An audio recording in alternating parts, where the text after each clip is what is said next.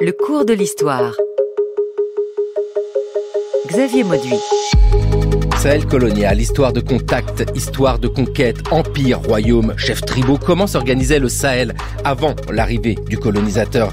Comment étaient découpés ces territoires et d'ailleurs l'étaient-ils? Lors de la conférence de Berlin en 1885, les Européens se partagent l'Afrique. Ils ont partagé Africa sans nous consulter, sans nous aviser. Chante Tikenja Fakoly, lui, que plus rien n'étonne. Évident, c'est pas évident le Sahel. Qu'est-ce que le Sahel? Bon, le Sahel, c'est d'abord une définition géographique, donc c'est en gros les bordures des zones désertiques sahariennes. Alors, nous, en général, nous, les spécialistes du Sahel, on a tendance à penser aussi que c'est difficile de penser le Sahel sans le Sahara, et de lier les deux ensemble est souvent très important pour comprendre à la fois l'économie et la structure intellectuelle de la région. Benoît Beuchet, bonjour. Bonjour. Le Sahel, donc, c'est la limite sud du Sahara, mais on ne peut pas comprendre le Sahel sans comprendre aussi le Sahara. Exactement. Sahel, ça vient de l'arabe rivage. Donc c'est vraiment l'idée que le Sahara, c'est un océan de sable, donc qu'on traverse. Il y a un axe nord-sud précolonial très important de commerce, la cola, les esclaves, l'or, le sel. Donc c'est ça la situation à l'époque précoloniale. Donc c'est moins une barrière que finalement un espace qui se traverse. Et le Sahel est une zone de contact. Je crois que c'est vraiment important, entre notamment l'Afrique du Nord et puis ce qu'on appelle de manière un peu abusive l'Afrique subsaharienne, parce qu'en réalité, les États de l'Afrique subsaharienne ont une partie de leur territoire, pour certains, qui lèchent le Sahara au nord. Bonjour Daouda Gari Tunkara.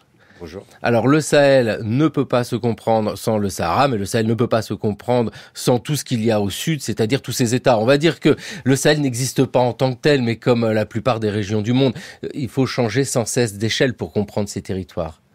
Tout à fait. Alors au sud du Sahara, on a différentes formations politiques à l'époque précoloniale, des empires, des royaumes, des sociétés sans État et qui sont connectées aux sociétés sahariennes et méditerranéennes. Et cette zone a été découpée par le découpage colonial. Ah oui, parce que ça, c'est la grande question. Quand aujourd'hui, dans cette émission, on va parler de Mali, de Niger, etc., est-ce que ça a un sens pour ce qui existait avant la colonisation? Est-ce que la notion même de Mali, ça correspond, je sais pas moi, à un peuple qui serait installé là ou pas? Alors, oui, il existe le Mali ancien qui a été créé au XIIIe siècle, du XIIIe au XVIe siècle, par les Malinké, littéralement les gens du Mali. C'était un empire vaste qui allait du Sénégal au Niger et un empire décentralisé. J'insiste sur ce point. Oui, c'est ça, quelque chose ici qui correspond à un passé, mais un passé qui a été transformé, sans doute utilisé et revisité au moment des indépendances. Quand les Européens arrivent dans la région, c'est quoi? Je vous parle du Sahel, mais c'est compliqué parce que c'est tellement vaste, ça traverse un continent entier. Benoît Beuchet, c'est quoi ce Sahel? C'est des territoires, des royaumes, là on vient d'évoquer oui, bien le Mali. sûr. Alors déjà, je crois que ce qui est vraiment important, c'est de le concevoir comme un espace dynamique sur le plan historique. Donc c'est pas une histoire stationnaire, c'est pas des sociétés de la tradition, engluées dans la tradition. Donc il y a des dynamiques. Au moment où l'expansion coloniale européenne et singulièrement française commence, en fait, à partir du Second Empire, des années 1850, à partir du Sénégal, les grandes transformations, c'est des transformations politiques, sociales, religieuses, et je pense notamment à l'islam, qui est un facteur de transformation extrêmement important. Et puis, du point de vue politique, on a également des formes d'impérialisme aussi qui existent, africains précoloniaux, avec des empires qui se dilatent, certains qui sont qualifiés de théocratie, et des sociétés également sans État. Faut jamais l'oublier. Énormément de sociétés ne sont pas organisées sous forme d'État. C'est ce que, d'un point de vue péjoratif, la littérature coloniale appelle des sociétés entre guillemets acéphales, c'est-à-dire sans tête, sans pouvoir centralisé. Donc on a une variété très importante de systèmes politiques et des rapports de force qui sont extrêmement complexes. Oui, le colonisateur aime bien, j'imagine, échanger avec des entités, alors quelle que soit la forme, royaume, empire, qui correspondent à leur propre représentation. Camille Lefebvre, des pays au crépuscule, c'est le titre de votre ouvrage qui étudie le moment de l'occupation coloniale Sahara-Sahel, avec un chapitre qui s'intitule « Quand le monde était monde ». Moi, j'aime bien cette notion-là. D'ailleurs, bravo pour les titres de chapitres. Non, mais c'est vrai, ça donne envie de les lire. « Quand le monde était monde », c'est-à-dire Alors, c'est l'idée d'appréhender cette histoire à propos des récits que les gens faisaient au moment où les colonisateurs sont arrivés. Et donc, en reprenant leurs propres récits, l'expression est une expression qui est utilisée dans une source en Haoussa. Et l'idée, c'est quand le monde n'avait pas été encore transformé. Alors, dans la région dans laquelle je travaille, on est dans le Sahel, le Sahara central. Là, on est dans une région où il y a eu un djihad qui a été très important, le djihad de Sokoto, qui a complètement modifié l'organisation de la région. Et quand les colonisateurs arrivent, ils arrivent dans un espace qui a déjà été transformé par un État expansionniste qui a cherché à convertir par la force ou à transformer par la région. Et donc, ils s'adaptent en quelque sorte à un monde qui a déjà changé au cours du 19e siècle. J'aime beaucoup cette idée-là parce qu'il ne faudrait pas tomber dans l'erreur de dire que l'histoire africaine avant la colonisation existait mais qu'elle était figée. C'est pas figé, c'est-à-dire que tous ces territoires que l'on a pu évoquer évoluent sans cesse, sont en contact les uns avec les autres. Daouda Gari Tounkara, ce monde que vous évoquiez, celui du Mali, là aussi, cet empire du XIIIe siècle a évolué, a connu des vicissitudes. Il y a toujours cette mémoire qui existe. Tout à fait. C'est les griots, les djeli en malinké qui perpétuent cette mémoire, cette conscience historique. Et au 19e siècle, au moment de la conquête coloniale, il y avait par exemple le royaume du Kénédougou, donc au sud-est du Mali, à côté de la future Haute-Volta et de la future Côte d'Ivoire, qui gérait un royaume un espace d'environ 40 000 mètres carrés, avec un roi, des gouverneurs, qui étaient les représentants du roi, des structures politiques qui étaient restées autonomes en échange d'un tribut versé au roi. Et là aussi, on avait un système politique décentralisé. En fait. La question se pose souvent, celle des sources, quand il est question d'histoire africaine ancienne. Cette histoire que vous nous racontez, Daouda Gari Tounkara, quelles sources vous permettent de l'étudier? Parce que c'est pas si simple que ça. On imagine ces registres, notamment dès qu'il y a de la fiscalité, des reçus. Pas comme ça que ça doit se concevoir. Quelles sources on peut utiliser ici? Alors, il y a la tradition orale, donc qui perpétue l'histoire du Kénédougou jusqu'à aujourd'hui. Il y a les archives coloniales. Et donc dans ces archives, c'est les archives on va dire des puissants. Mais en fait, dans ces récits, on retrouve la voix des petits ou des petites gens à travers des plaintes, à travers des formulations ironiques. Et c'est le croisement de ces différentes sources qui permettent d'essayer de comprendre ce qui s'est passé. Donc il y a des sources, faut le rappeler sans cesse. Camille Lefebvre, dans ces récits que vous évoquiez, là aussi, la source, ça peut être l'oralité, et puis il y a tout ce qui a pu être mis par écrit au moment de la colonisation. D'autres sources possibles, je pense à l'archéologie, je pense à des choses comme ça. Alors, il y a eu une grande évolution méthodologique et historiographique, on peut dire, en gros, ces 30 dernières années, avec la redécouverte, notamment, de la culture manuscrite en langue arabe, qui, à partir du XVIIe siècle, est très, très importante dans tout le Sahel, avec des gisements de manuscrits très importants, à Tombouctou, évidemment, mais aussi à Chinguetti, à Sokoto, à Agadez, et dans une variété de lieux. Et depuis, on s'est rendu compte qu'en fait, on avait longtemps pensé à un corpus beaucoup plus restreint qu'il ne l'est et il y a en réalité beaucoup d'autres sources qui restent à explorer. Notamment, par exemple, je travaille sur des documentations en langue africaine qui ont été collectées au XIXe siècle, notamment par des linguistes, et qui donnent accès à la culture populaire, à des chansons, à des récits historiques, notamment. Benoît Beuchet, vous avez particulièrement étudié le Burkina Faso, donc Haute-Volta. Il y a toujours cette complexité géographique pour essayer d'identifier en une seconde mentalement sur une carte où ça se trouve et puis de se rappeler qu'il y avait un autre nom auparavant. Manger le pouvoir au Burkina Faso, la noblesse mais aussi à l'épreuve de l'histoire. Alors là, moi je veux deux précisions. Manger le pouvoir, qu'est-ce que ça veut dire dans le titre de votre ouvrage? Oui, alors effectivement, manger le pouvoir, ça, en fait c'est un double clin d'œil. D'abord c'est les Mossi eux-mêmes. Donc les Mossi sont une société qui sont majoritaires aujourd'hui au Burkina Faso, qu'il était aussi à l'époque coloniale lorsque la Haute-Volta existait, c'est-à-dire à partir de 1919. Et les Mossi disent que leurs chefs, certains de leurs chefs ont mangé le pouvoir, Rinam, ce qui donne Rima, c'est-à-dire roi, littéralement souverain, qui ne dépend que de Dieu. Donc ça, c'est la première référence. Et puis la deuxième, c'est un clin d'œil à Jean-François Bayard, à sa sociologie historique de l'État en Afrique, la politique du ventre, parce que l'idée de mendication du pouvoir, c'est aussi ça. C'est-à-dire que derrière, eh bien, il y a des rentes financières, symboliques, etc., que cette noblesse africaine tire en fait de sa position de pouvoir et qu'elle va maintenir jusqu'à quasiment de nos jours, puisqu'on a toujours un roi qui trône aujourd'hui à Ouagadougou et dans d'autres royaumes aussi, dans cette république burkinabé.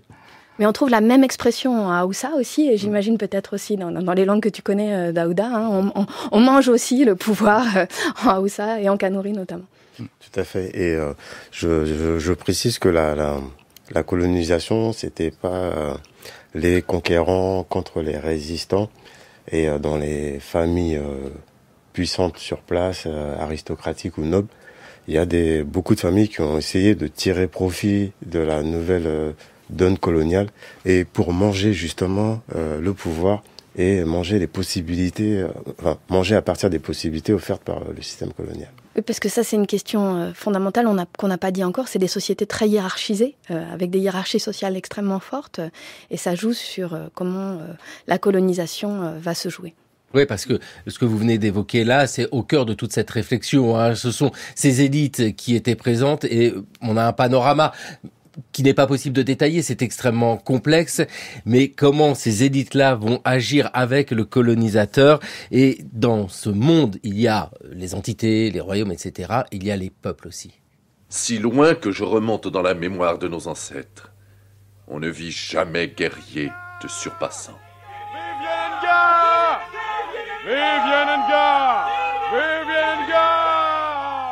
Nos hommes ont-ils subi des pertes? Non, père. Ils ont été valeureux et prudents. Ce jour est jour de fête. Kenenga, viens près de moi. Regarde-moi. Ce jour est jour de fête, mais les yeux de ma fille sont emplis de mélancolie. Qu'as-tu, Yenenga? Père, je suis heureuse d'avoir de nouveau conduit les troupes à la victoire. Cependant, au retour des combats, une indicible tristesse me gagne. Père, tu es le roi de Dakomba. Les dieux, hélas, ne t'ont jamais accordé l'héritier mâle que tu appelais de tes vœux. À mes 16 ans, j'ai accepté de mener les hommes à la guerre. Aujourd'hui, j'ai 20 ans. A-t-on pour toujours oublié que je suis femme ?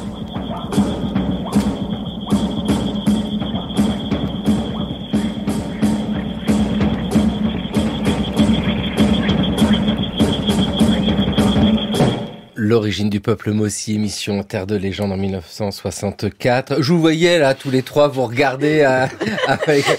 Non, parce que cette histoire vous parle. Enfin, ça y est, vous avez réussi à l'identifier. Tout à l'heure, Benoît Beuchet, vous avez parlé des Mossi comme d'une société. Moi, j'aurais dit peuple. Juste une nuance sur le vocabulaire à utiliser. Oui, il y a toujours beaucoup de précautions à prendre.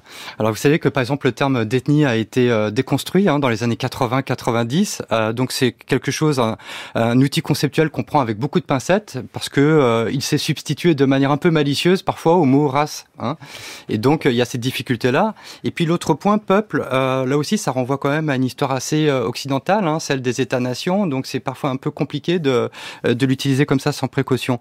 Si je peux me permettre juste une petite chose, c'est que Yenenga justement a fait partie d'une sorte de mythe national. En tout cas, c'est comme ça que les choses étaient perçues par les colonisateurs français. Et en quelque sorte, Yenenga, c'est un petit peu la Jeanne d'Arc de ce peuple Mossi. Et c'est intéressant parce que ce sont les Français qui vont faire émerger une version dominante des origines des Mossi. Parce qu'en fait, il y en avait des dizaines qui existaient, des dizaines de variantes dans la tradition orale. En fait, les traditions orales. Et eux, ils vont ils vont sélectionner celle qui est peut-être la plus conforme à l'image qu'ils peuvent se faire justement de ce qu'est un peuple, par finalement un jeu de miroir avec la société française, en fait. Camille Lefebvre. Non, je voulais réagir sur la question du vocabulaire parce que nous, les historiens et les historiennes de l'Afrique, on est on réfléchit beaucoup à la question des catégories justement parce que notre vocabulaire en français, il est encore très marqué par la colonisation et donc on essaye de se détacher de tous ces vocabulaires coloniaux. Donc on n'utilise pas non plus chef tribaux, on n'utilise même pas précolonial ou alors rarement seulement pour la compréhension. Moi, j'essaye même d'éviter conquête ou partage de l'Afrique, toutes les notions qui mettent en scène en fait de manière positive sans qu'on s'en rende compte. L'action des colonisateurs. Ah ben j'aime beaucoup que vous déconstruisiez mon propre discours. Non mais moi je suis pas un spécialiste de l'Afrique et je trouve ça très pertinent. Par exemple, chef tribaux, vous l'utilisez pas. Qu'est-ce qu'il faudrait utiliser ? Alors, on essaye d'utiliser les mots qui sont utilisés dans ces sociétés elles-mêmes. Et sinon, on essaye d'utiliser des mots neutres. Le problème de tribal, c'est que ça a forcément des connotations péjoratives. On n'utilise pas chef tribal pour parler d'un chef breton ou occitan. Voilà, donc on essaye d'utiliser... moi, j'utilise sultan parce que c'est des sultans. Ils se définissent comme des sultans dans la région dans laquelle je travaille. Alors, moi, j'ai peut-être un peu plus de difficultés avec les On n'est pas forcément d'accord non plus. Voilà. Mais je suis tout à fait d'accord avec ce que Camille Lefebvre vient de dire. Chef, en fait, c'est un terme assez administratif. Dans la littérature coloniale, il aplanit tous les niveaux de pouvoir. Donc, en fait, vous pouvez avoir des empereurs, des souverains, des rois, des chefs de village, etc. Donc, ça aplanit. C'est un terme assez générique. Traditionnel, ça, on le jette aux orties sauves pour expliquer ce que ça signifie dans l'esprit des acteurs sociaux. Et je terminerai juste en disant, j'ai beaucoup réfléchi à la question et je me suis rendu compte que c'était difficile de traduire, en fait, chez les Mossi en tout cas, les noms du pouvoir, parce qu'ils n'utilisent pas de terme arabe pour ça. Et donc, Naaba, Nam, ça correspond à une philosophie du pouvoir qui est très difficile à traduire. Moi, j'ai utilisé noblesse, le mot noblesse, j'ai utilisé le mot roi, et je l'ai fait exprès pour montrer aussi qu'on peut comparer le politique. Donc, on peut utiliser des concepts, bien sûr en essayant de les ajuster pour qu'ils n'écrasent pas cette histoire africaine, mais pour permettre la comparaison aussi sur de plus larges échelles. Qu'est-ce qu'un empire ? Voilà, par exemple. Daoud Agari Tounkara, du côté du Mali, comment on utilise ce vocabulaire? Parce que c'est vrai que c'est très subtil et moi je vois la difficulté ici. Utiliser un vocabulaire qui permet de comparer, c'est formidable, mais en utilisant un vocabulaire qui permet de comparer, dans le même temps, on fait preuve de domination en imposant notre vocabulaire aux autres. Au Mali, ça se passe comment? Alors au Mali, il y a une superposition d'appellations. Donc le vocabulaire pour désigner le roi, les gouverneurs est resté dans le langage. Donc par exemple pour le roi c'est Fama, pour les gouverneurs c'est Dgoukounasgi. Et donc c'est quelque chose ce sont des appellations qui sont toujours utilisées. Et en même temps les appellations d'origine coloniale sont venues s'ajouter à ces appellations-là. Donc commandant. Par exemple, le commandant de Serre de Sikasso, on l'appelait le grand commandant, commandant Ba, son adjoint, commandant Fitini, le petit commandant. Enfin, donc ça donne des niveaux de pouvoir, de qualification du pouvoir qui sont complémentaires. Le pouvoir colonial étant le plus récent à l'échelle de l'histoire de Sikasso. Mais qui n'efface pas les pouvoirs antérieurs. Et vous l'avez évoqué tout à l'heure, Daoud Agari Tounkara, il y a cette association avec les élites. Et ça, c'est ce qui fait la force de la réflexion sur la colonisation, Camille Lefebvre. Quand le colonisateur arrive, déjà, il doit comprendre, et peut-être avec moins de précautions que le font historiennes et historiens, l'organisation. Est-ce que c'est un souci, ça, du colonisateur, de savoir, en gros, qui est le chef ? Savoir qui est le chef, oui. Comprendre, pas vraiment. Soyons clairs.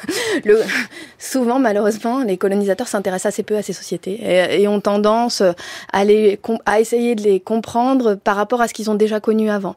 Donc, quand ils arrivent dans la région sur laquelle je travaille, le Niger, ils sont déjà passés au Mali, ils sont déjà passés au Burkina, et ils vont avoir tendance à lire et à tenter de comprendre ces sociétés en utilisant des schémas qui se sont construits avant, même parfois encore avant en Algérie, et à plaquer ces schémas sur ces sociétés. Donc ils comprennent certaines choses et d'autres, la subtilité, la complexité, ils passent souvent à côté. Benoît Bachet. Alors, moi, je vais dire que l'espace que j'étudie est un peu un espace d'exception. C'est ce qu'on a toujours l'impression. On a toujours l'impression de ça quand on est passionné par son sujet. Mais je suis d'accord dans les grandes lignes. Il y a des petites nuances pour le pays Mossi, par exemple. Parce qu'on a des administrateurs coloniaux très peu. Mais on a des militaires, notamment, qui font des monographies. Et certains les font sans qu'on leur demande. Alors, soit vous avez des officiers qui sont chargés de rédiger un traité de protectorat opposable aux grandes puissances européennes, ils font des enquêtes ethnographiques pour savoir quelle est l'étendue du royaume avec lequel on signe le traité, etc. Donc ça, c'est autre chose. Mais par exemple, on a un capitaine Lambert qui va faire une monographie qui a été utilisée par Michel Izard, anthropologue, pour retracer l'histoire du Moro précolonial. Alors, c'est un regard de l'époque, c'est des mots de l'époque, mais certains administrateurs coloniaux, certains, ont une sensibilité pour ça. C'est pas la majorité, ça je suis tout à fait d'accord. Voilà, ça il y en a partout, hein, des exceptions voilà. Qui ont vraiment fait des travaux importants, qui se sont vraiment intéressés à ces sociétés, il y en a un peu partout, et on travaille encore souvent avec les documentations qu'ils ont produites, mais la majorité va être dans un rapport un peu plus distancé. Avec l'importance de maîtriser la langue. Le commandant Lamy s'était surtout fait remarquer à El Goléa, aux confins du désert. Dans cette région, où le danger était partout, et partout invisible, il avait réussi à atteindre les âmes et à fixer les choses. Pour écouter sa parole de justice et de bonté, nomades farouches et guerriers turbulents, qu'un Coran mal interprété retenait loin de notre civilisation, franchir les distances. Sans intermédiaire, car il parlait l'arabe couramment, il communiqua à tout ce peuple en burnous, groupé à ses pieds, sa pensée constructive, et c'est ainsi qu'il est parvenu sur un sable mouvant à jeter les bases solides d'une pénétration méthodique. Oh bah dites donc, une fois que ça c'est dit, nous sommes en 1950, c'est une conférence, un discours de Léon Baréty, figure politique des Alpes-Maritimes, longtemps député, à propos du commandant Lamy qui nous conduit sur l'expédition Fourreau-Lamy en 1898, qui est censé traverser l'Afrique. Très intéressant, hein, cette figure-là du commandant Lamy qui parle l'arabe et avec tous ces gens qui l'écoutent. Alors, il va pas jusqu'au bout, hein. Il dit pas tout de ce qu'a fait le commandant Lamy, parce que quand il traverse le Sahara, il se fait pas appeler le commandant Lamy, il se fait appeler El Hadji Lamine, et il se fait passer pour un musulman. Effectivement, il cherche à atteindre les âmes, mais comment il le fait? Donc, en disant qu'il est musulman, en ayant toujours 2 chapelets musulmans à la main, il fait la prière, il fait le ramadan, il dit la Fatiha, et donc, il surjoue, en quelque sorte, la conversion vis-à-vis des populations, et il utilise ça dans ses rapports avec les différentes personnes qu'il rencontre. L'aspect religieux est à prendre en compte dans cette histoire comme une évidence, pas seulement religieux puisqu'il y a la langue associée à l'islam qui est l'arabe. Est-ce qu'on peut dire que ici on a un élément d'unité pour le Sahel, Daouda Gari Tunkara, que on va dire, en tout cas pour les lettrés bien sûr, l'arabe ça va être une langue qui va permettre d'avoir une communication quel que soit l'endroit où nous nous trouvons? Alors l'aspect religieux joue dans la mesure où c'est les colporteurs, les grands marchands au Sahel, donc je pense au Dioula, au Haoussa, au Yarcé, étaient en contact avec leur homologue maghrébin, et donc il y avait une unité commerciale et autour de l'islam. Par contre, ce sont les langues locales qui étaient utilisées pour la communication de manière générale. Donc, ça va être le Haoussa, le Moré, le Dioula ou le Mandingue. Et l'aspect religieux intervient selon les zones. Dans le sud du Soudan, ça intervient à partir de la Seconde Guerre mondiale. Il y a un phénomène de conversion de plus en plus important. Et c'est aussi une réaction au système colonial, à l'oppression coloniale, à l'oppression culturelle coloniale. C'est-à-dire, c'est les gens qui, à partir de ce moment-là, commencent à se convertir à l'islam. Et donc là, il y a un changement symbolique, culturel. Oui, c'est ça, renforcer son identité par la religion. C'est vrai, sur cet aspect religieux? Alors, oui, c'est vraiment une très grande complexité. Alors d'abord, sur l'aspect linguistique, moi, ce que je vois dans ces royaumes aussi précoloniaux, c'est que l'arabe, c'est la langue de la diplomatie. C'est ce qui permet de communiquer avec des États voisins, c'est une lingua franca en quelque sorte. Et d'ailleurs, les militaires français qui vont faire ce qu'on appelle entre guillemets la conquête, la guerre, ils l'ont bien compris puisque les traités par exemple sont rédigés à la fois en français et en arabe. Il y a double traduction avec bien évidemment des écarts énormes entre la partie française et la partie arabe, hein, donc c'est très clair. Donc l'arabe c'est vraiment important. Les nouvelles circulent très très vite, et justement parce qu'il y a aussi des langues qui permettent cette circulation-là. On est étonné la vitesse à laquelle les rumeurs partent, par exemple. Ça, c'est un autre point. Et enfin, je terminerai juste en disant, au sujet de la religion, bon, par exemple, les Mossis ont passé pendant très longtemps dans la littérature coloniale comme un peuple assez réfractaire à l'islam, ou en tout cas très superficiellement islamisé, ce qui est loin d'être tout à fait juste. Mais c'était vraiment cette idée, un rempart animiste qu'on pouvait finalement instrumentaliser face à une expansion de l'islam, et l'islam fait peur aux militaires français en particulier, parce que c'est une capacité de fédération en quelque sorte, de regroupement des résistances. Donc c'est quelque chose qui est vraiment important. Ils ont essayé de jouer sur ces différences religieuses. D'ailleurs, Camille Lefebvre, vous avez évoqué ce mot de djihad. C'est cette peur de la part du colonisateur français d'être confronté à une association religieuse par le djihad plutôt que à un roi ici, un autre souverain là-bas, ou un chef. J'utilise ce mot générique. La question de l'islam est effectivement complexe parce qu'on a des régions qui sont islamisées depuis très longtemps, avec effectivement des élites musulmanes, avec les commerçants, avec aussi des lettrés, des familles de clercs qui ont un rôle très important dans cette société, y compris auprès des non-musulmans. Mais on a un islam qui est très inégalement réparti et surtout on a un islam qui côtoie partout dans la région, aussi des populations non musulmanes ou très peu islamisées. Donc on a un espèce de patchwork avec des gens très musulmans depuis très longtemps, qui vivent à côté de gens qui ne sont pas musulmans, ou de gens qui sont musulmans mais un peu en même temps, qui sont plein d'autres choses en même temps.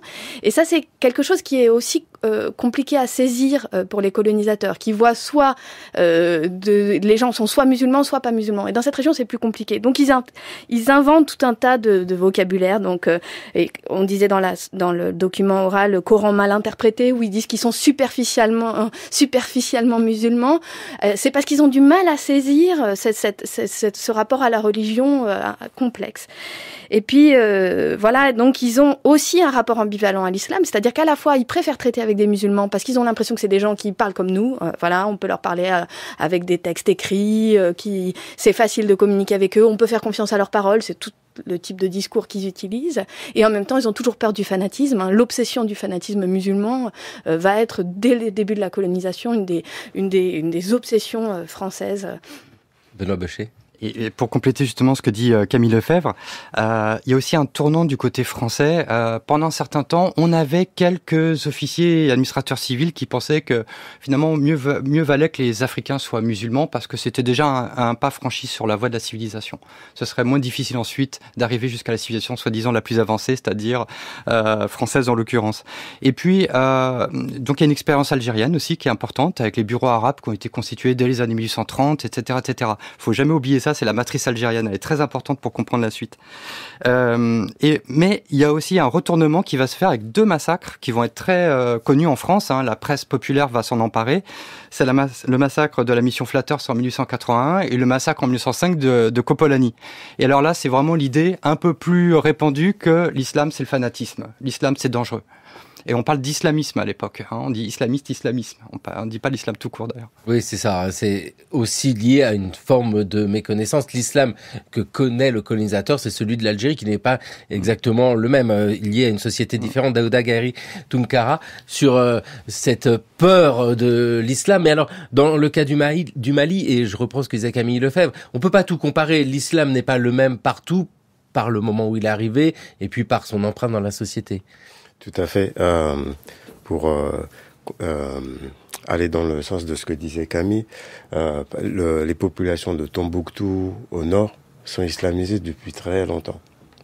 Les populations de Sikasso au sud sont islamisées depuis beaucoup moins longtemps. Donc ça crée des différences culturelles, des pratiques dans les pratiques culturelles.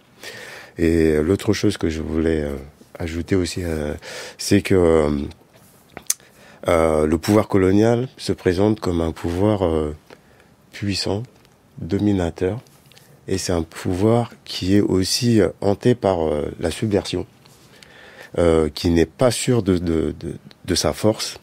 Et le problème avec l'islam pour le pouvoir colonial, c'est une union des chefs musulmans, notamment à partir de la Première Guerre mondiale, puisque, vous savez, il y a l'Empire ottoman qui est allié aux Allemands. Et donc là, il y a des craintes multipliées par rapport aux musulmans et à l'expansion de l'islam. Donc, tout ça pour dire que c'est un pouvoir fort militairement, mais qui est angoissé, si je puis utiliser ce terme. Oui, il y a de quoi. Hein. Nous sommes dans un contexte, même s'il y a ces contacts présentés parfois du point de vue du colonisateur comme pacifiques, et puis bien sûr, il y a ces contacts guerriers. Alors, le roi convoqua les grands de la ville. D'avoir ce témoignage, sous quelle forme peut-on trouver ce témoignage? Quelle source? Alors c'est un texte bilingue en Haoussa et en Kanouri, écrit en caractère arabe, donc ce qu'on appelle l'adjami, qui a été collecté en 1904 au Caire par un linguiste allemand, parce que celui qui l'a écrit, El Hadji Moussa Ibn Hussein, est au moment de l'arrivée des Français parti faire le pèlerinage à la Mecque et n'est jamais revenu. C'est une immigration assez massive, hein, il y a plusieurs milliers de personnes qui quittent la région et qui vont s'installer au Soudan, au Caire, dans le Hijaz, et qui restent là ensuite pendant toute la période coloniale. Et donc il a donné ce texte à ce linguiste allemand, Rudolf Pritzeux, à l'oral et aussi à l'écrit. C'est une forme de tradition orale qu'il aurait composée à ce moment-là. Et qu'est-ce qu'il se pose comme question en fait? Parce que là, on voit toute une réflexion ici autour de que devons-nous faire des Français qui arrivent? Alors, c'est un des points très intéressants du texte, c'est que lui, c'est un lettré musulman et qui est à l'intérieur de la cour et qui montre comment, dans la cour, il y a des débats autour de qu'est-ce qu'il faut faire à différents moments, au moment de l'assassinat de Kazem Ajoum, mais à plein d'autres moments. On voit que à la fois les lettrés, les politiques, mais aussi les gens de la ville essayent de comprendre qu'est-ce qui est en train d'arriver. Et ça, c'est un point très important. Les gens jugent les situations qu'ils vivent par rapport à ce qu'ils connaissent déjà. Et tout un des discours, c'est cette chose-là, on ne la connaît pas. On n'a jamais vu quelque chose comme ça. Leurs armes, on n'a jamais vu quelque chose comme ça. Et donc, on est en quelque sorte à l'intérieur de cette cour du sultan de Zinder où ils essayent de comprendre comment faire et quelles vont être les conséquences de ce qui est en train de se passer. Daouda Gari Tunkara, vous êtes historien chargé de recherche au CNRS. L'Afrique des savoirs au sud du Sahara, 16e à 21e siècle, acteur support pratique, coécrit avec Didier Nativelle. Le cas du Mali, par exemple, et on évoquait ces contacts, est différent d'autres espaces du Sahel, parce que il y a des endroits où les contacts sont anciens, où là, j'ai envie de dire, on sait déjà faire, et où les élites ont déjà engagé des tractations, des relations avec ceux qui ne sont pas encore les colonisateurs, mais qui vont le devenir. Tout à fait. Alors, au niveau du Kénédougou, quand les Français arrivent, il y a une logique ancienne qui est de rechercher un allié dans le cadre de rivalités politiques régionales. Donc, au départ, les Fama essayent de négocier avec les Français. Et puis, ils se rendent compte que finalement, les Français ont d'autres visées. Et donc, le dernier Fama, Babemba, décide de résister à l'armée coloniale. Et donc, il a dit, moi vivant, les Français ne rentreront pas à Sikasso. Et effectivement, Sikasso avait été entouré par une fortification qui faisait, selon les dires de l'époque, 6 mètres à la base, 8 mètres de haut, 10 km de long. Donc cette fortification a été bombardée par l'artillerie pendant 2 semaines. Au bout de 2 semaines, les soldats sont rentrés dans Sikasso et Babemba, le Fama, s'est donné la mort. En fait. Et ce que l'administration coloniale a fait à ce moment-là, c'est de récupérer une partie des anciens gouverneurs du Fama, du roi, qui s'étaient ralliés à sa cause, pour les nommer chefs de canton et les installer à Sikasso. Donc c'est... Ouais, canton. Non, mais c'est intéressant d'ailleurs ce même mot de canton, c'est-à-dire que c'est le colonisateur qui impose une idée de canton, mais associée à l'ancienne administration. Tout à fait. Je reprends ce que disait Benoît tout à l'heure. Ça aussi, c'est une matrice algérienne importée en AOF. Donc les cantons sont une création coloniale entre le cercle, qui était l'unité la plus large après la colonie, et les villages. Donc c'est un regroupement de villages qu'on a essayé de faire correspondre aux anciennes provinces du Kénédougou. Et là, ça a créé une confusion puisqu'on a repris des gouverneurs ralliés à la cause française et qu'on les a placés à la tête de ces cantons. Du coup, ça faisait une espèce de double administration, de double temporalité pendant la période coloniale. Benoît Baucher, vous êtes maître de conférence en histoire contemporaine de l'Afrique de l'Ouest et centrale à l'université Paris-Cité. Est-ce qu'on a la même chose, le même phénomène au Burkina Faso, anciennement, enfin, Haute-Volta, quoi? Alors oui, effectivement, on a des officiers français qui sont des officiers de la Troisième République, qui font la conquête de cette partie de l'actuel Burkina Faso, le pays Mossi. Vous les chanoines, de triste mémoire, on en reparlera peut-être. Et ces officiers de la Troisième République, bon, ils ont une vision assez claire, c'est-à-dire que finalement cet espace auquel ils ont affaire est un espace qu'il va falloir diviser sur le plan administratif en calquant un petit peu ce qu'on connaissait en France, finalement. Tout est fait en fait par jeu de comparaison avec ce que les officiers connaissaient de leur propre histoire. Alors sur l'échelle de l'évolution, entre guillemets, telle qu'il l'a pensé, ils situaient les Mossi à l'époque féodale. Donc c'est plutôt ça. Et on avait affaire à des royautés dont ils pensaient qu'elles étaient plutôt très centralisées, très territorialisées, et dont on pouvait faire finalement une sorte de cascade de commandement, avec comme ça des niveaux très marqués de pouvoir du sommet, c'est-à-dire le roi, jusqu'à la base, le village, en passant par les cantons. Et aussi les régions, etc., etc., etc. Or, la réalité fonctionnait pas du tout comme ça. Je pense que là, nous tous, sur nos champs de recherche, on se rend bien compte que là, il y a évidemment une disjonction entre la situation précoloniale et coloniale. Mais c'est ce qu'ils ont essayé de faire. Et ce que j'essaie de montrer dans mon livre, c'est que du point de vue de la cour royale Mossi, ça a eu certains avantages, cette vision des choses. Ça a aussi permis de mettre fin à des révoltes internes, ou en tout cas à des tentatives de sécession interne. Ça a permis aussi de davantage territorialiser le pouvoir, ce qui a eu aussi des effets positifs, faut bien le dire, du point de vue de la cour royale notamment. La centralisation aussi, politique et administrative. Camille Lefebvre, cette armée que nous évoquons, cette armée coloniale, quand même pas une armée gigantesque, on l'entend bien. Donc il y a sans doute cette stratégie que l'on connaît pas mal, et les Britanniques l'ont parfaitement pratiquée, de s'appuyer sur les uns pour pouvoir avancer tranquillement. Est-ce que c'est ce qui se passe dans le cas du Sahel ? Alors tout l'enjeu de la colonisation, c'est le fait que c'est un très petit nombre d'hommes qui essayent de gérer des territoires immenses et des populations bien plus nombreuses qu'eux. Ça, c'est toujours le cas, c'est comme ça que fonctionne la colonisation. Donc pour gérer un empire immense avec extrêmement peu de moyens, c'est les militaires français qui arrivent pour occuper ce qui est aujourd'hui le Niger, c'est 80 militaires. Ils sont 250 pour un territoire qui fait 2 fois la France jusqu'à la fin de la Première Guerre mondiale. Donc on est sur des chiffres qui sont vraiment dérisoires. Donc une des stratégies, ça va être d'abord de créer des unités administratives administrables qui prennent des formes que l'on connaît. Donc c'est pour ça qu'on crée des cantons, donc des cercles qui ressemblent à des régions ou à des départements. C'est une manière de s'appuyer sur des structures qu'on connaît. Mais pour que cette structure elle fonctionne, là on va chercher à ce qu'elle reproduise des formes ou qu'elle s'appuie sur des formes qui existaient déjà avant la colonisation. Parce que si on veut pouvoir les gérer avec le moins d'hommes possible, il vaut mieux utiliser un chef qui est déjà là. Alors ça ne veut pas du tout dire qu'on conserve les structures à la fois dans leur forme politique ou même dans leur forme territoriale. C'est plus complexe.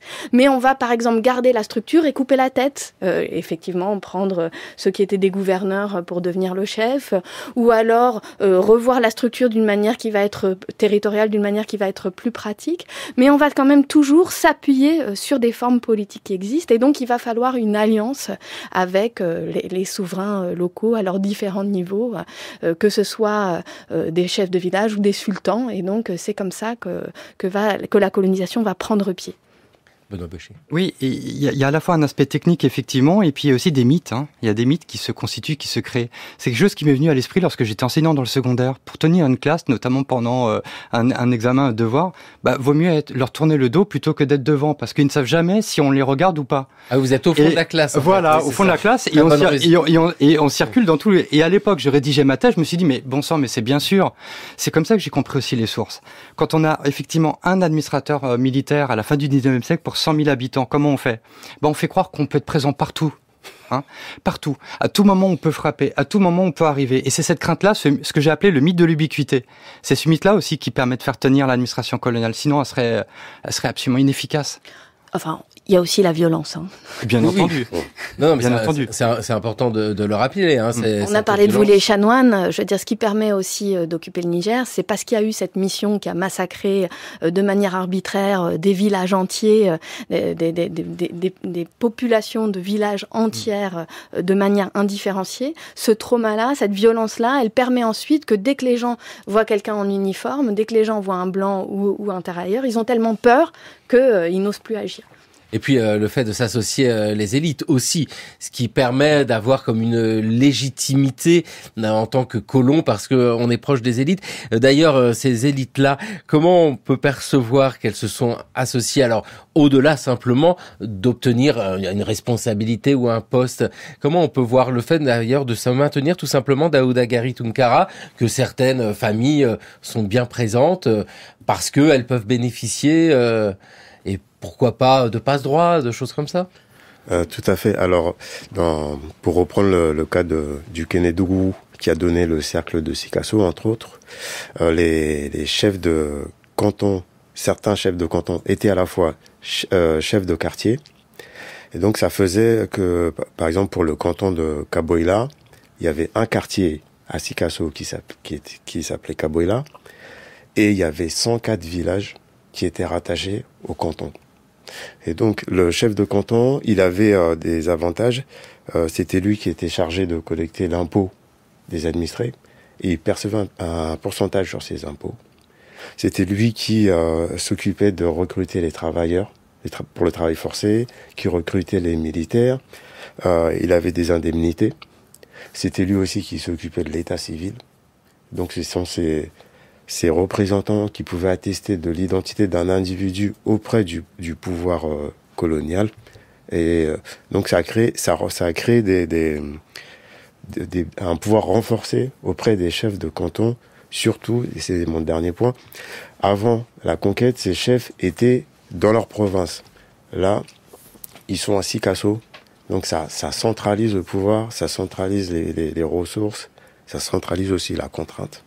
Oui, parce que dans ce monde-là, on l'a parlé, c'est un monde où l'on traverse sans cesse. Il y a énormément de déplacements. Le Sahel, c'est est-ouest ou ouest-est, nord-sud dans les deux sens. Et on a évoqué la langue tout à l'heure, langue arabe pour la diplomatie, la langue pour le commerce. On sait bien que dès qu'il est question d'argent, toutes les langues fonctionnent dans tous les sens. Non, mais c'est un monde très traversé avec le cas des Touaregs aussi qui sont présents dans cette histoire-là.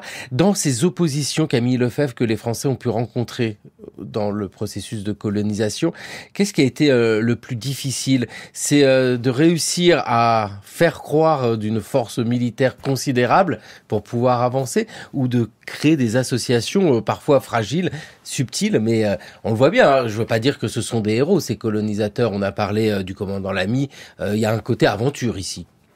Alors, il y a un côté aventure quand on le voit ah oui, c'est pour ça. du côté des colonisateurs français. On peut dire aussi que de l'autre côté, il y a quand même aussi des formes d'épopées qui sont produites aussi au sein de ces sociétés dans les formes autour des formes de la résistance à la colonisation. Sur la question des Touaregs, donc les Touaregs étaient dans la région. Ils étaient très forts militairement, c'est-à-dire qu'ils pratiquaient les radias, y compris sur les populations sédentaires plus au sud.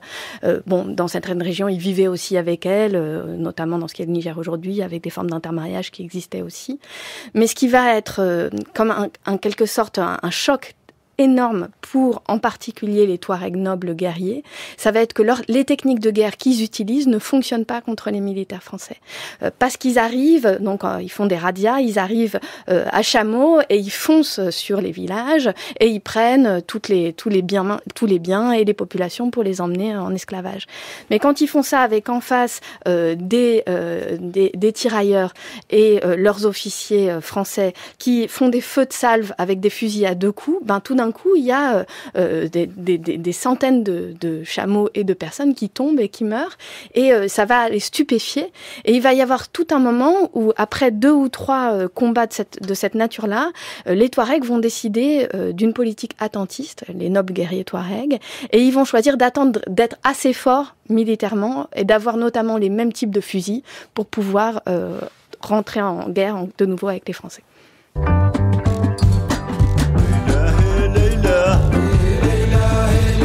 Leila France Culture. Le cours de l'histoire. Xavier Mauduit. Tina Riwen, groupe de musique Touareg. Camille Lefebvre, vous êtes historienne, directrice de recherche au CNRS, directrice d'études à l'École des hautes études en sciences sociales, à l'ombre de l'histoire des autres. C'est un ouvrage pour lequel on vous avait reçu pour une sublime émission, et des pays au crépuscule, le moment de l'occupation coloniale. Sarah Sahel, vous venez d'évoquer l'esclavage, on a parlé de cette société très hiérarchisée. L'esclavage est à prendre en compte parce que c'est un phénomène historique, intra-africain, bien sûr, mais surtout aussi parce que c'est un argument du colonisateur venu affirmer qu'il va délivrer ces populations de l'esclavage. Alors l'esclavage est central pour comprendre cette région, la région sur laquelle je travaille, mais je pense aussi la vôtre. C'est-à-dire que c'est des sociétés où l'esclavage est très important, au sens où il est interne à l'intérieur de la plupart de ces sociétés. Globalement, dans la région sur laquelle je travaille, c'est une société esclavagiste, dont l'économie est fondée sur l'esclavage. Et quand les colonisateurs arrivent, ils vont dire « nous allons vous libérer de l'esclavage, nous allons créer des sociétés plus justes, qui seront moins arbitraires ». Et ils vont utiliser une forme de domination par la persuasion pour essayer de rentrer dans la tête des plus faibles au sein de cette société. Mais ensuite, ils vont conserver l'esclavage et dire que bien que l'esclavage ait été aboli, il est impossible de mettre en œuvre cette abolition dans ce qui est aujourd'hui le Niger, mais je crois que c'est pareil pour le Mali et le Burkina. Pareil pour le Mali ? Tout à fait. Au Mali, il y a eu, comme dans le reste de l'AOF, abolition officielle de l'esclavage, mais ça n'a pas été appliqué dans la mesure où les anciens chefs et anciens maîtres auraient pu opposer une résistance au maintien de l'ordre colonial. Donc du coup, l'administration a fermé les yeux sur la pratique de l'esclavage. Et donc on est resté dans un système d'entre-deux jusqu'à l'indépendance. Et donc ce sont des pratiques qui ont continué à exister sur le terrain. Et certains personnes considérées comme esclaves ont pu avoir un début d'émancipation en passant par l'armée coloniale ou par l'école coloniale, mais c'est une toute petite partie. Et la structure esclavagiste est encore une réalité. Oui, parce que c'est vraiment ça la question, c'est de dire comment un système tel que celui mis en place par les Français et d'autres pays bien sûr pendant si longtemps a pu se maintenir, on l'a dit, avec des effectifs très réduits. Quand vous avez dit, Camille Lefebvre, 250 personnes dans le cas du Niger, c'est ça, pour un territoire qui fait 2 fois la France jusqu'à la Première Guerre mondiale. C'est vraiment étonnant, et c'est là qu'on comprend comment les colonies françaises n'ont pu tenir que grâce à une construction avec les élites locales. Petit passage un peu plus tard, et vous allez voir combien c'est éclairant sur la question. Nous sommes en Haute-Volta, Burkina Faso. Plus tard, je vous dis, 1932.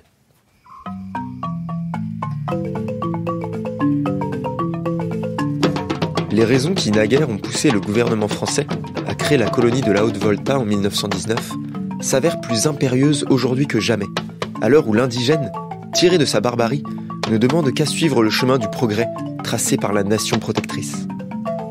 Que deviendraient les Mossi, le jour où ils seraient gouvernés de loin, comme autrefois, alors qu'ils commencent à comprendre les bienfaits de la civilisation française?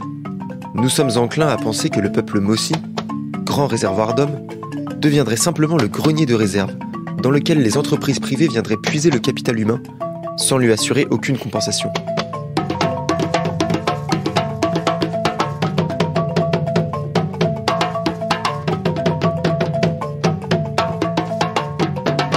Benoît Bochet, qui est l'auteur de ce texte ? Alors, l'auteur présumé de ce texte, c'est le roi Côme II, le roi des Mossi de Ouagadougou, qui est mortifié, c'est ce qu'on lit par exemple dans les archives des Pères Blancs, qui est mortifié par la décision qui a été prise en 1932 de supprimer la Haute-Volta. La Haute-Volta, elle était considérée par le roi comme sa chose, comme une récompense aussi pour la fidélité des Mossi pendant la Grande Guerre, pendant aussi la répression d'une guerre anticoloniale du Bani-Volta, etc., etc. Et en 1932, c'est la sinistrose qui règne en Afrique occidentale française, c'est les effets du crash de Wall Street de 1929, c'est la crise économique mondiale. Donc, économie de personnel, on supprime le territoire voltaïque, il en est mortifié, Ouagadougou est promis à un déclin, la capitale royale, qu'il estime être une capitale impériale, etc. Et ce qui est intéressant dans l'extrait que vous avez proposé, enfin que vous avez diffusé, c'est qu'il utilise les mots en fait du colonisateur. Il y a un jeu de miroir. Il fait plaisir. Donc, il parle bien de nation civilisatrice. Il se place comme protégé. Bref, il sait parler en fait aux Nassara, c'est-à-dire aux Blancs, aux Français. Hein. Et donc, il va mener en même temps un combat politique très subtil, avec un combat épistolaire, et en n'hésitant pas aussi à manier la menace. Là, on le sent en fait. C'est-à-dire, je vous adore la France, vous nous protégez, vous êtes la mission civilisatrice, vous nous guidez vers les lumières de la civilisation et du progrès. Mais attention, si vous ne respectez pas vos engagements vis-à-vis de nous et si vous ne restaurez pas la colonie de Haute-Volta, les recrutements de la main-d'œuvre vont être un peu plus difficiles. Et le recrutement des tirailleurs, des soldats aussi. Donc il y a du chantage. Ah, c'est fort, ouais. Voilà. Et la monnaie d'échange, dans la négociation, il faut bien le dire, c'est les hommes et les femmes. Le roi utilise ces sujets comme une monnaie d'échange, parce qu'en fait, la Haute-Volta, le pays Mossi, est considéré comme, en gros, un réservoir de main-d'œuvre, notamment pour le chantier du chemin de fer au Sénégal, en Côte d'Ivoire, le fils du Niger en 1932, etc. Et c'est une terre à soldats. Et notamment terre à soldats coloniaux qui ont combattu pendant la Grande Guerre. Alors, terre à soldats, très bien, avec toutes ces constructions que vous venez d'évoquer, le chemin de fer, les routes, la gloire de la France, l'apport de la colonisation. Camille Lefebvre a nuancé. Hein. Voilà, donc au Niger, quand les Français partent, ils ont construit 60 km de routes goudronnées pour l'ensemble du territoire, qui fait 2 fois la France. Voilà, donc on comprend la nuance. Non, mais c'est intéressant de déconstruire tous ces discours de propagande avec une dernière question. C'est celle de l'indépendance qu'on a évoquée. Ces élites qui étaient associées aux colonisateurs, mais c'est pas de la collaboration, faut pas du tout le concevoir comme ça. Hein. C'est une autre construction qui s'écrit sur un temps long. Ces élites-là, on va les retrouver toujours en place après les indépendances. Oui, au Mali, donc ce sont les élites qui prennent le pouvoir en 1960 sont des instituteurs formés à l'école William Ponty de Dakar. Et donc, ce sont eux qui vont diriger le pays, mais avec une centralisation accrue du pouvoir et des richesses à Bamako, plus que pendant la période coloniale, et encore plus que pendant la période précoloniale avec des guillemets. Et il y a aussi un autre problème qui va se poser, c'est au niveau de l'unification du territoire. On a parlé tout à l'heure des Touaregs. Au Soudan français, les zones sahariennes habitées par les Touaregs ou les Tamasheks avaient un système d'administration indirect et sans les contraintes du système colonial, le travail forcé, la conscription, etc. Et il y a les idées de différenciation raciale aussi qui sont développées. Bref, quand le pays arrive à l'indépendance, il y a tous ces problèmes qui sont pas réglés et qui vont s'accentuer. Voilà. Oui, c'est ce qu'on voit vraiment, hein. C'est-à-dire que la pression du colonisateur a étouffé des problèmes et les a accentués par le fait, et tout est là pour exploser. En un mot, Benoît Beuchet. Alors, en un mot, très rapidement, c'est la République des rois, le Burkina Faso, la Haute-Volta, et c'est ça la contradiction. C'est une république qui a bâti pratiquement ou co-bâti une monarchie, et ça, elle n'a pas donné la clé à l'État postcolonial pour se dépêtrer de cette contradiction-là, la République des rois. Les inégalités sociales sont toujours là, elles ont été renforcées par la colonisation et elles finissent aujourd'hui par exploser. D'où la nécessité de faire cette histoire et de la comprendre pour comprendre la situation d'aujourd'hui. Merci vivement à tous les trois, Camille Lefebvre, Benoît Beuchet, Daouda Gari Tunkara, de nous avoir présenté le Sahel. Hein. C'était une grande ambition cette émission et cette vivacité de recherche historique. Merci à tous les trois. Merci à vous. Merci. Il est temps pour nous de retrouver Gérard Noiriel. C'est le pourquoi du comment.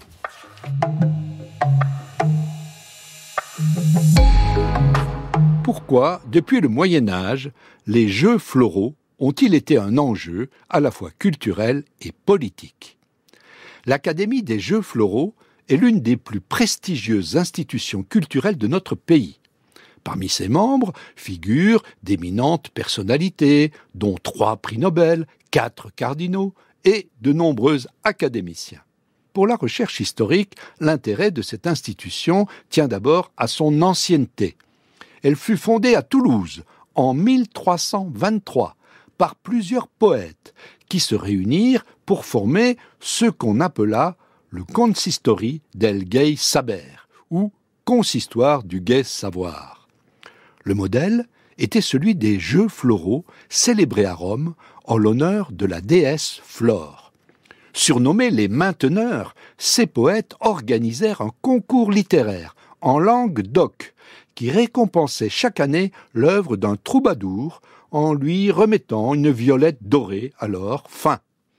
Ainsi fut fondée l'une des plus anciennes sociétés littéraires d'Europe. Le déclin des comtes de Toulouse avait permis à cette institution médiévale de conquérir son autonomie.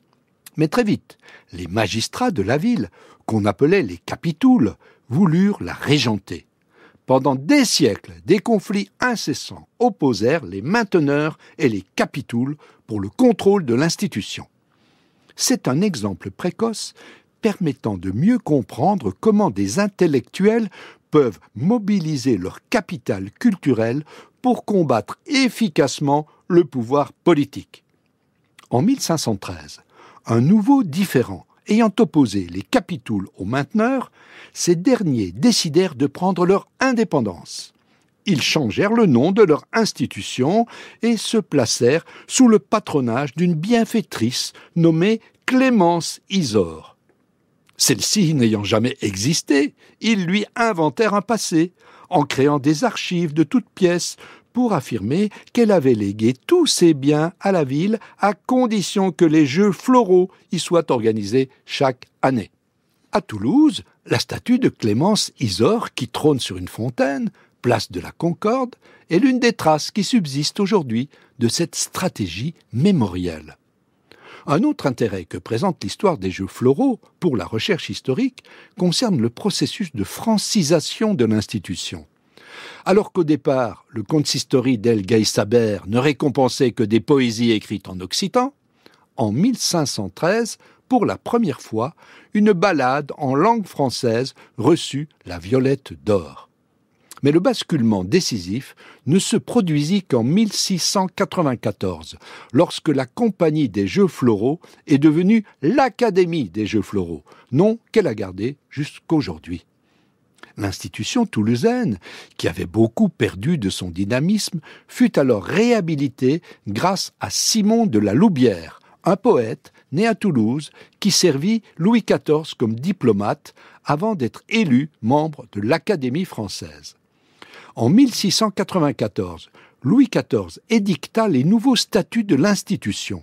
Reconnue comme une académie royale, elle fut chargée de récompenser des œuvres écrites en français. En 1895, l'occitan fut rétabli dans les concours de l'Académie florale aux côtés du français. C'est la preuve que, contrairement à ce qui est souvent affirmé, la Troisième République n'a pas toujours réprimé la diversité culturelle. Merci Gérard Noiriel, c'était le cours de l'histoire sur France Culture, une émission réalisée par Thomas Beau avec aujourd'hui à la technique Guillaume Ficheux, émission préparée par Jeanne Delecroix, Toscane Viudès, Jeanne Copin, Mathieu Copal et Mayouen Guiziou. Le cours de l'histoire à retrouver à podcaster sur franceculture.fr et l'appli Radio France.